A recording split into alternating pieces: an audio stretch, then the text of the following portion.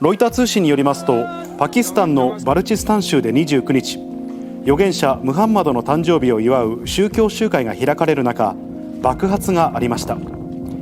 少なくとも52人が死亡し、50人以上が怪我をしているということです。今のところ犯行声明は確認されていませんが、地元当局によりますと、犯人が警察の車の近くで爆発させた自爆テロとみて調べています。パキスタンでは来年1月に予定されている国政選挙を前に武装勢力によるテロが多発していて、今年7月にも少なくとも40人が死亡する自爆テロとみられる爆発が発生したばかりです。